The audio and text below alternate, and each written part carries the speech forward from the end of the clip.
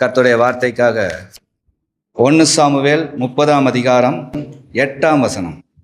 சகலத்தையும் திருப்பிக் கொள்வாய். இந்த மாதம் தேவன் உங்களுக்கு இந்த தாவீதின் வழியாய் கற்றுத்தருகிறார். நீங்கள் சகலத்தையும் திருப்பிக் கொள்வீர்கள். சர்வ வல்லமை உள்ள தேவன் தாவீதுக்கு ஏன் சொன்னார்? எதற்கு சொன்னார்? நடந்தது என்ன? தாவீது ஏற்கனவே கேட்க வேண்டாம். அவர் வாலிபத்தில் தேவன் அவரை அபிஷேகம் பண்ண நாள்ல இருந்து அவருக்கு ஒரு போராட்டம், பிரச்சனை. எங்க இருந்தாலும் தேவன் இவனை உயர்த்துறாரு, தேவன் இவனை நடத்துறாரு, தேவன் இவனோட இருக்கிறாருன்னு கூட்டங்கள்லாம் எதிர்த்து எதிர்த்து எதிர்த்து எதிர்த்து தாவீது பேச்சை கேட்டும் ஆகணும், கேட்காட்டி பிரச்சனை.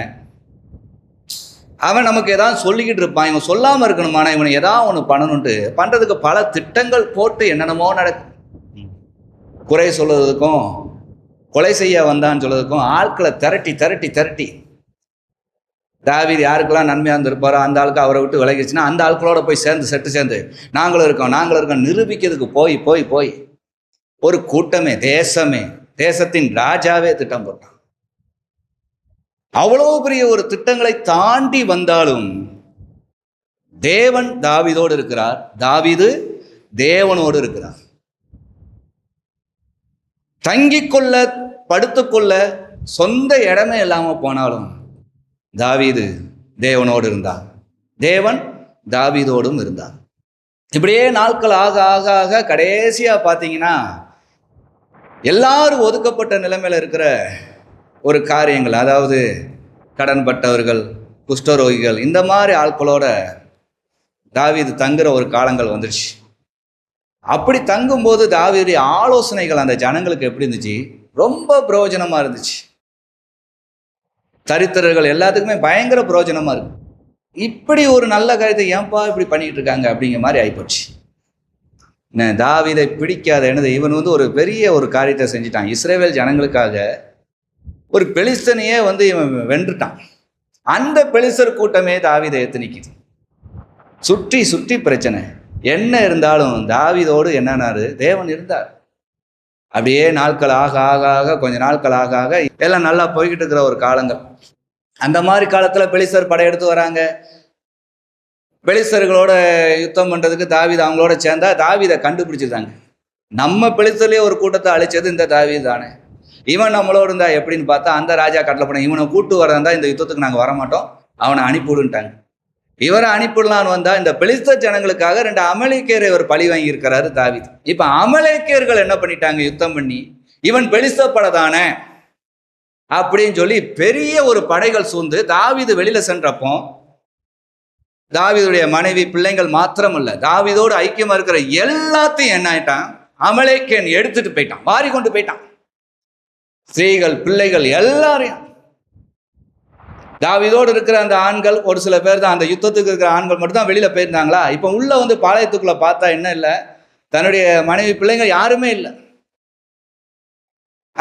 அந்த ராஜாக்கள் யுத்தங்களின் காலத்துல அப்படிதான் பண்ணுவாங்க. மனைவி பிள்ளைகளை திருடிட்டு போயாச்சுன்னா இந்த போர் படை வீரர்களுடைய மனசு என்ன ஆயிரும்? தளர்ந்து போயிடும். நம்ம பிள்ளைக்கு என்னாச்சோ, நம்ம மனைவிக்கு என்னாச்சோங்கிற ஒரு பயம் வந்துரும்ட்டு தூக்கிட்டு போயிட்டாங்க.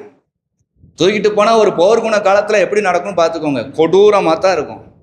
அப்ப எவ்வளவு இருதயம் கரைந்து போகும், எவ்வளவு பயந்து போகும். தாவீது தன்னோடு இருக்கிற ஆட்களும் சேர்ந்து அழுகிறதுக்கு பலனில்லாத அளவுக்கும் அழுகிறாங்க, கண்ணீர் வடிக்கிறாங்க. ஐயோ, நம்ம மனைவி பிள்ளைகள்லாம் எடுத்துட்டு போயிட்டானே, எங்க வரை கூட்டு போயிருக்கான்னு தெரியல, என்ன நடந்திருக்கணும் தெரியல. ஏங்கி ஏங்கி கதறி அழுது தங்களுடைய பலனெல்லாம் வற்றி போற அளவுக்கு அழுது முடிச்சுட்டு கடைசியா ஒருத்தருக்கு ஒருத்தர் சிந்திக்க ஆரம்பிக்காங்க. நம்ம நல்லா தானே இருந்தோம், இந்த தாவீது தான் வந்தான், இந்த தாவீதோட நம்ம சேர்ந்தோம், எல்லாம் நல்லா இருந்துச்சு, ஆனா இன்னைக்கு இப்படி ஆயிடுச்சேன்னு சொல்லி தாவீதை முறுத்து தாவீதை கல்லு கொண்டு எரிய தாவீதோடு இருந்தவர்களே திட்டம் போட்டாங்க. இப்ப என்ன ஆகுது? தாவீதோடு சேர்ந்து தான் மனைவி பிள்ளைங்களாம் போச்சேன்னு அழுத ஆட்கள் இப்போ எங்க மனைவி பிள்ளைகளாம் போறதுக்கு நீதான் காரணம் தாவீதை கோவிக்கிறாங்க. தாவீதுக்கு இப்ப யாரும் இல்லை, மனைவி பிள்ளைங்க யாருமே இல்லை, இந்த கூட்டமும் எதிராயிடுச்சு. இவ்வளவு காலமும் தாவீது தன்னுடைய தேவனுடைய நடத்துதலை அவ்வளவு சொல்லி கொடுத்தாரு அந்த ஜனங்களுக்கு. யாராவது தேவனை நோக்கி பார்ப்போன்னு ஒரு வார்த்தை சொன்னாங்களா? இல்ல. வேதாகமம் எழுதியிருக்குது பாருங்க. தாவீது மிகவும் நெருக்கப்பட்டான். சகல ஜனங்களும் தங்கள் குமாரத்திகள் நிமித்தம் மன கிளேசமானதினால் அவனை கல்லறிய வேண்டும் என்று சொல்லி கொண்டார்களே தவிர கர்த்தரிடத்துல ஜெபிப்போன்னு ஒரு வார்த்தை சொல்லல. தாவீது அத்தனை காலங்களும் அதைத்தான் கற்றுக் கொடுத்திருந்தார். எங்க ஒரு தேவனுடைய மனுஷன் என்னைக்குமே ஒரு சொல்லிக் கொடுக்க, இன்னைக்கு நல்லா இருக்கும், இன்னைக்கு வாழ்க்கை நல்லா இருக்கும், வியாதிலிருந்து விடுதலை வருதா, வறுமையிலிருந்து விடுதலை வருதா, எல்லாம் வரும். எல்லாம் வந்தாலும் ஒரு நாள் இந்த பூமி விட்டு நம்ம பிரிவோம். அதற்கான காலமும் வரும். அந்த நேரத்திலும் நாம் தேவனை நினைக்கும்படியான ஒரு காரியத்தை கற்றுக்கொள்ளுங்க. வேதம் இப்படி கற்றுக் கொடுக்குன்னு கற்றுக் கொடுக்காதபடி இருக்கவே மாட்டாங்க. ஆனாலும் தங்கள் வாழ்க்கையில் ஒரு பிரச்சனை வந்துட்டா என்ன ஆயிடுது? எங்களுக்கு இத்தனை பிரச்சனைக்கு நீதான. அப்ப அத்தனை நன்மையும் நடந்ததுக்கு யாரு காரணமா இருக்கணும்? இந்த தாவீதுதான். அது மட்டும் தேவன்றுவாங்க. பிரச்சனை வந்தா மட்டும் அது நீதான்றுவாங்க. இதேதான் அங்க தாவீதுக்கும் நடக்குது. எல்லாரும் தாவீதை கல்லறை நினைக்காங்க. ஆனா தாவீது மாத்திரம் என்ன நினைச்சாராம்? 6ஆம் வசனத்துல, தாவீது தன் தேவனாகிய கர்த்தருக்குள்ளே தன்னை திடப்படுத்தி கொண்டான். தன்னை திடப்படுத்தி கொண்டான அர்த்தம் என்ன தெரியுமா? தேவன் செய்து வந்த நன்மைகளை நினைக்க ஆரம்பித்து விட்டார். தாவீது நம்ம இவங்களுக்கு எவ்வளவு நன்மை செஞ்சோம், நம்மளை கல்லறையை நினைக்காங்களே, நினைச்சு நிக்கல, டக்குன்னு தேவனை நோக்கி பார்க்கிறார். உயிர் நண்பன் நம்மை விட்டு பிரிந்தாலும், ஊரெல்லாம் நம்மை தூட்டி திரிந்தாலும், கர்த்தருக்குள் மகிழ்ச்சியா இருப்பதே நம்முடைய பலன்.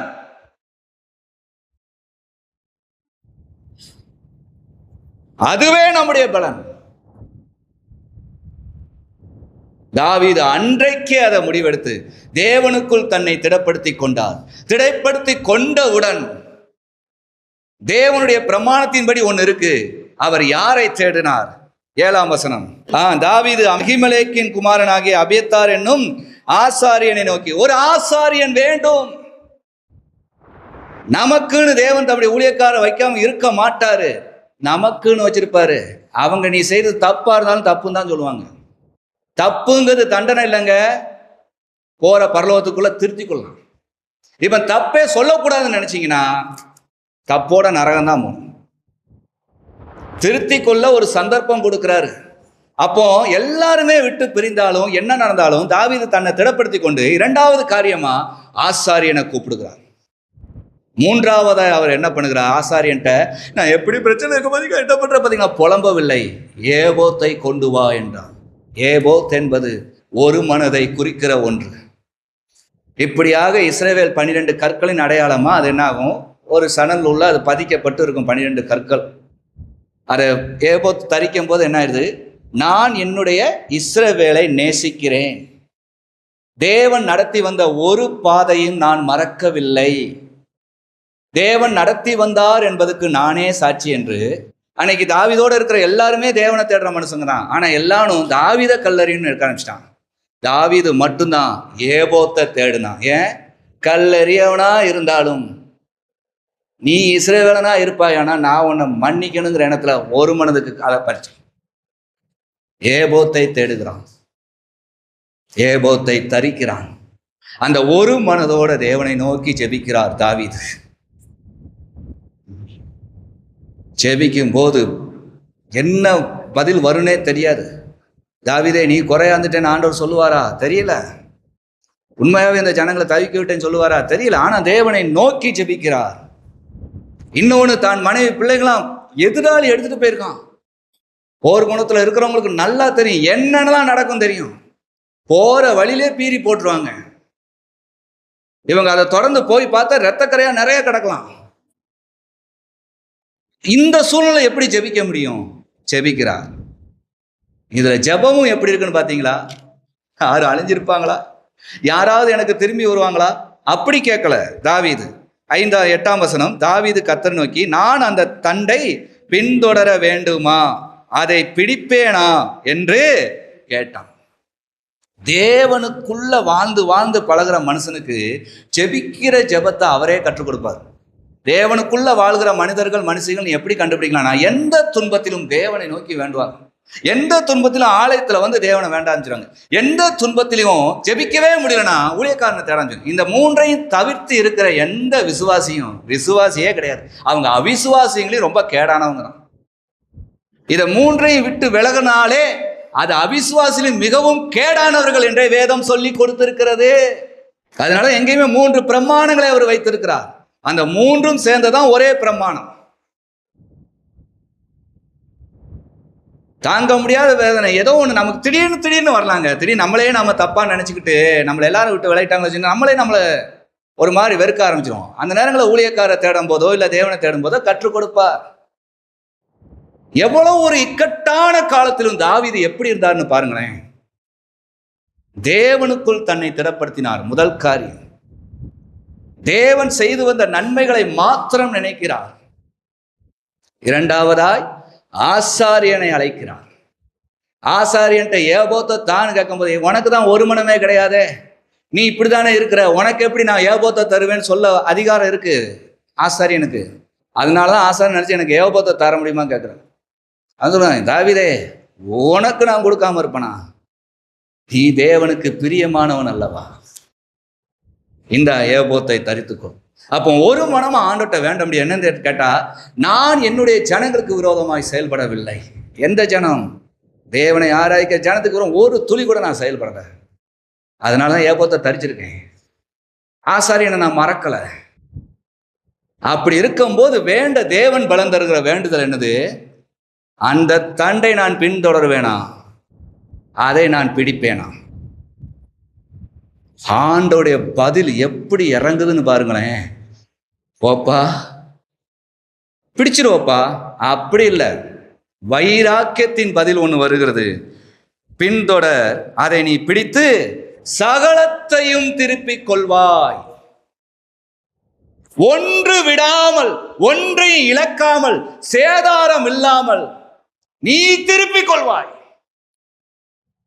கர்த்தர் கொடுத்தார். இந்த ஒரு வார்த்தை அப்படியே தாவீது விசுவாசித்து நடந்தாரு. எல்லாத்தையும் திருப்பிட்டார். அப்படியாக தாவீது திடப்படுத்தி வெற்றியும் பெறுகிறார். இன்னைக்கு இதுல இருந்து என்ன கத்துக்கிறீங்க? நீங்கள் சகலத்தையும் திருப்பிக் கொள்வீர்கள்னா எதை திருப்பிக் கொள்ளணும்?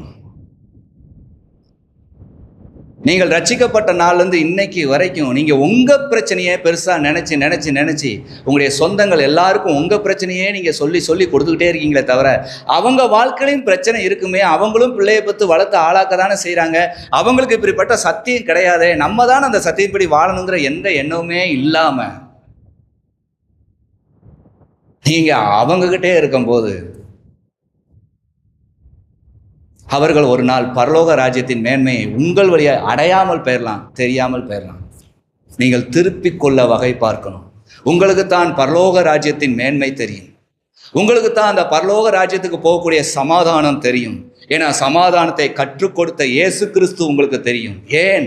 அவர்தான் உலகத்தின் பாவங்களையே தம்முடைய சிலுவையில சுமந்து தீர்த்தவர், தம்முடைய சரீரத்திலே அதற்குரிய ஆக்கினையை அடைந்தவர். அவர் அடைந்து தீர்ந்தார் என்பதற்கு சாட்சிதான் நீங்களும் நானும். இதை வைத்து நாம் சகலத்தையும் தேவனுக்குள்ளாக, பரலோக ராஜ்யத்துக்குள்ளாக திருப்பிக் கொள்ள வேண்டும். அதற்கான வேலை நீங்க செய்யணும். என்ன இந்த மாதிரி ஒரு சூழ்நிலை உங்க வீட்டில் கேள்விப்படுறேன். நான் ஜெபம் பண்ணிக்கிட்டு இருக்கிறேன், கர்த்தர் இதை மாற்றுவா. எத்தனை வாய் சொல்லுது? எப்படி சொல்லுது? அடுத்து பார்க்குறவங்க நினைக்கணும், அவங்க ஜெப நேரங்கள் கூடிடுச்சுப்பா. அவங்க வீட்டுக்கு போனாலே பேசக்கூட நேரம் இருக்காது. ஒன்று ஜெபம் பண்ணுவாங்க, இல்லை சர்ச்சில் இருப்பாங்க, அடுத்து அவங்க வேலையை பார்த்துக்கிட்டு இருப்பாங்க. என்னன்னு கேட்டால், நானும் என் குடும்பமும் பரலோக ராஜ்யத்தில் பிரவேசிக்கணுமானா நான் தானே வாழ்ந்து காட்டணும் அப்படின்னு. நீங்களும் எந்த ஒரு துன்பத்தின் வேலையிலும் இந்த தாவீதை போல என்ன ஆகணும்? தேவன் செய்த நன்மைகளை முதலாவது நினைக்கணும். நீங்களும் உங்கள் குடும்பங்களை, உங்களுடைய கணவன் மனைவி பிள்ளைகள் எல்லாரும் அந்த பரலோக ராஜ்யத்தில் பிரவேசிக்க வேண்டும் என்கிற நோக்கத்தில் உங்கள் இருதயத்தை திடப்படுத்த வேண்டும். இரண்டாவதா, எந்த சூழ்நிலையும் நாம் எதை நோக்கி பார்க்கணும்? தேவன், தேவ சமூகம், தேவ ஊழியம். இதை தாண்டி வேற எதுல ஈடுபட்டாலும் தேவன் உங்களோடு இருக்கவே மாட்டார். அதனாலதான் நிம்மதி இல்லாம அலசடிப்பட்டுறீங்க. அலசடிப்படுகிற இருதயமே அதனாலதான் வருது. இந்த 3 இருக்குமானா உங்களை அசைக்க யாராலையும் முடியாது. காலை நேரம் அழுத நீங்க மாலை நேரம் சந்தோஷமா இருங்க. உங்க சந்தோஷம் வீட்டையே சந்தோஷப்படுத்திடும். இரண்டாவதாய் என்னது ஆசாரியனத்தார். மூன்றாவதாய் ஏபோத். ஆண்டவரே, நான் எல்லாரும் ஒற்றுமையா இந்த ராஜ்யத்துல பிரவேசிக்கணுங்கிற ஒரே எண்ணம் தான் நான் உள்ளத்துல வச்சிருக்கேன். இதை மீறி நான் ஏதாவது உள்ளத்துல வச்சிருக்கேனாங்கிறது உமக்கு வெளிச்சோன்னு சொல்ல முடியுமா ஆண்டவர்கிட்ட? அப்படி சொல்லி வேண்ட மாதிரி ஆயிட்டீங்கன்னா நீங்க உங்க வாழ்க்கையில இன்னைக்கு எதை இழந்த மாதிரி இருந்தாலும் தேவன் உங்களுக்கு சொல்லுகிற ஒரே பதில், நீ சகலத்தையும் திருப்பிக் கொள்வாய். உங்களுடைய குடும்பம், உங்களுடைய சொந்த பந்தங்கள் எல்லாரும் அந்த ராஜ்யத்திலே நிற்கிற அளவுக்கு தேவன் உங்களுக்கு ஜெபிக்க கற்று தருவார், வேண்ட கற்று தருவார், எப்படியெல்லாம் மனம் திருப்பணுங்கிற ஆலோசனை தேவன் தருவார். அப்படியாக தந்து தந்து தந்து அவருடைய வருகையின் நாள்ல நீங்க எல்லாரையும் திருப்பி அந்த ராஜ்யத்துக்கு அழைக்கிறவர்கள், அழைத்து செல்லுகிறவர்களாய் நீங்க மாறிடுவீங்க. உங்களை அழைக்க தேவன் வந்துடுவார். ஆகவே இப்படி ஒரு எண்ணத்துக்குள்ளாக வாங்க. சகலத்தையும் நீங்கள் திருப்பிக் கொள்ளுங்க. இழந்து போன ஆசீர்வாதம், இழந்து போன கிருபை எல்லாவற்றையும் பெற்றுக்கொள்ளுங்க. 3 நீங்கள் கடைபிடித்தால் சகலத்தையும் திருப்பிக் கொள்ளலாம். பாருங்களேன், எல்லாத்தையும் திருப்பிக் கொள்ள இந்த 3 தான் வேணும். கர்த்தருக்குள்ள எடுத்துக்கொள்ளுங்க. கர்த்தர் உங்களை ஆசீர்வதிப்பார்.